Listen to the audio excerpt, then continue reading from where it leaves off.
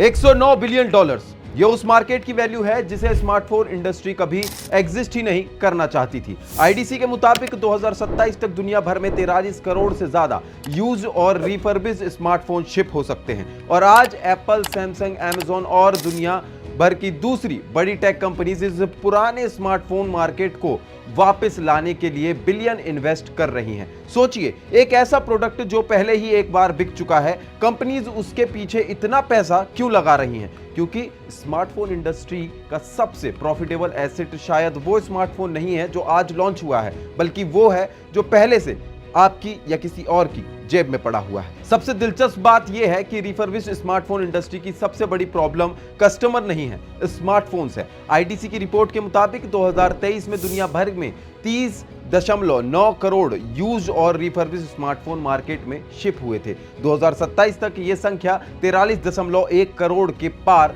पहुंच सकती है। लेकिन आईडीसी एक और इंटरेस्टिंग बात बताता है, इस मार्केट की ग्रोथ को सबसे ज्यादा इंपैक्ट डिमांड नहीं बल्कि इन्वेंट्री की कमी कर रही है। मतलब कंपनीज के पास बायर्स हैं लेकिन बेचने के लिए प्रीमियम स्मार्टफोन्स कम पड़ रहे हैं और यहीं से बिलियन डॉलर गेम शुरू होता है। आज स्मार्टफोन कंपनीज पुराने फोन्स खरीद नहीं रही हैं, वो उनकी रिमेनिंग वैल्यू खरीद रही हैं। एक फ्लैगशिप स्मार्टफोन की कीमत हर साल कम होती है लेकिन उसकी बिजनेस वैल्यू खत्म नहीं होती। यही वजह है कि कंपनीज उसे इकोसिस्टम से बाहर नहीं जाने देना चाहती। जिस स्मार्टफोन की फर्स्ट सेल खत्म हो चुकी है, वही स्मार्टफोन किसी दूसरे कस्टमर के लिए रिफर्बिश्ड डिवाइस बन सकता है। एक ही स्मार्टफोन, दो कस्टमर्स और कई बार रेवेन्यू। इसीलिए ट्रेड इन प्रोग्राम आज कन्वीनियंस फीचर नहीं रहे बल्कि बिजनेस स्ट्रेटजी बन चुके हैं। एप्पल हो, सैमसंग हो, कैशिफाई हो या अमेजॉन, इनके बिजनेस मॉडल्स अलग हैं लेकिन इनका फोकस एक ही चीज पर है, प्रीमियम स्मार्टफोन्स की सप्लाई। क्योंकि रिफर्बिश्ड मार्केट में सबसे ज्यादा वैल्यू उन्हीं डिवाइस की होती है जो लंबे समय तक सॉफ्टवेयर सपोर्ट और रीसेल वैल्यू मेंटेन कर पाते हैं। काउंटर पॉइंट रिसर्च के अकॉर्डिंग 2024 में ग्लोबल रिफर्बिश्ड स्मार्टफोन मार्केट में एप्पल की मार्केट शेयर लगभग 56% थी। यानी रिफर्बिश्ड मार्केट में बिकने वाले हर दो स्मार्टफोन में से एक आईफोन था। ये डोमिनेंस सिर्फ ब्रांड वैल्यू की वजह से नहीं है, ये सप्लाई चेन की वजह से है। एप्पल पहले नए आईफोन्स बेचता है, फिर उन्हीं डिवाइसेस को ट्रेड इन प्रोग्राम्स के जरिए वापस इकोसिस्टम में लेकर आता है। और यही वजह है कि कंपनीज आज स्मार्टफोन्स को प्रोडक्ट की तरह नहीं, लॉन्ग टर्म एसेट की तरह देखने लगी हैं। लेकिन इंडस्ट्री का सबसे बड़ा चैलेंज अभी भी वही है, पुराने स्मार्टफोन्स लोगों के पास हैं, मार्केट के पास नहीं। जीएसएमए की रिपोर्ट्स लगातार दिखाती रही हैं कि करोड़ों डिवाइसेस एक्टिव यूज से बाहर होने के बाद भी रिसाइकल या रीसेल इकोसिस्टम तक नहीं पहुंच पाते। उनमें से ज्यादातर घरों की ड्रॉअर्स में ही रह जाते हैं। सोचिए, अगर करोड़ों स्मार्टफोन्स मार्केट तक पहुंच ही नहीं रहे तो कंपनीज के लिए सबसे वैल्यूएबल रिसोर्स क्या है? नया कस्टमर या पुराना स्मार्टफोन? शायद इसी वजह से आज कंपनीज कलेक्शन नेटवर्क पर इतना पैसा खर्च कर रही हैं। उन्हें रिफर्बिश्ड फोन बेचने से पहले वापस हासिल करना पड़ता है और यही इस बिजनेस का सबसे एक्सपेंसिव हिस्सा भी है। एश्योरेंट की लेटेस्ट रिपोर्ट के मुताबिक कंपनी हर साल 5 करोड़ से ज्यादा कनेक्टेड डिवाइसेस प्रोसेस करती है।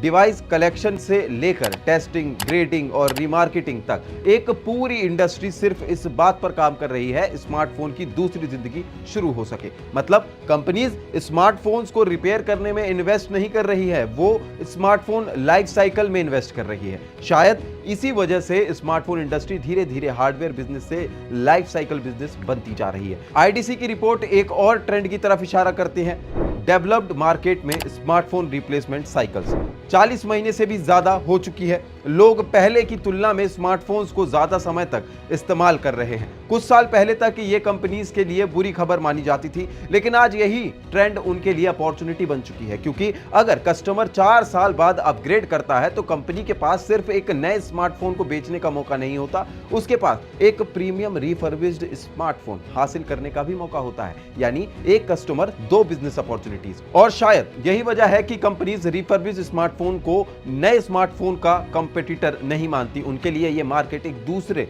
एंट्री पॉइंट है। जो कस्टमर आज रिफर्बिश्ड स्मार्टफोन खरीद रहा है वही कस्टमर कल फ्लैगशिप स्मार्टफोन भी खरीद सकता है। दूसरे शब्दों में कहें तो कंपनी सिर्फ डिवाइस कलेक्ट नहीं कर रही हैं, वो फ्यूचर कस्टमर्स को इकोसिस्टम के अंदर रख रही हैं। यही बिलियन डॉलर इन्वेस्टमेंट का सबसे बड़ा कारण है। कंपनीज को सिर्फ दूसरी सेल से प्रॉफिट नहीं मिलता, उन्हें ब्रांड लॉयल्टी मिलती है, प्रीमियम इन्वेंट्री मिलती है, नए कस्टमर्स मिलते हैं और स्मार्टफोन की लाइफ साइकिल पहले से कहीं ज्यादा लंबी लंबी हो जाती है और शायद यही वजह है कि आईडीसी 2027 तक इस मार्केट की वैल्यू 109 बिलियन डॉलर से ज्यादा होने का अनुमान लगाता है। यह सिर्फ एक ग्रोइंग मार्केट नहीं है, यह स्मार्टफोन इंडस्ट्री का दूसरा रेवेन्यू इंजन बन चुका है। कुछ साल पहले स्मार्टफोन कंपनीज का बिजनेस सिर्फ नए फोन्स बेचने तक सीमित था। आज उनका बिजनेस इस बात पर भी डिपेंड करता है कि बिक चुके स्मार्टफोन वापस कब और कैसे लौटते हैं। इसीलिए जब कंपनीज रिफर्बिश्ड स्मार्टफोन्स में बिलियन इन्वेस्ट करती हैं, तो वो किसी पुराने स्मार्टफोन पर दाव नहीं लगा रही, वो उसकी अगली सेल पर इन्वेस्ट कर रही हैं और उसके बाद वाली सेल पर भी। क्योंकि स्मार्टफोन पुराना होता है लेकिन उसकी वैल्यू उतनी जल्दी खत्म नहीं होती जितनी जल्दी हम समझ लेते हैं, और शायद इसी वजह से स्मार्टफोन इंडस्ट्री का अगला बिलियन डॉलर बिजनेस कोई नया स्मार्टफोन नहीं बल्कि आपका पुराना स्मार्टफोन है। हमारी ये खबर आपको कैसी लगी हमें कमेंट में जरूर बताएं और ऐसी तमाम जानकारी के लिए बने रहिए स्टेट मिरर के साथ।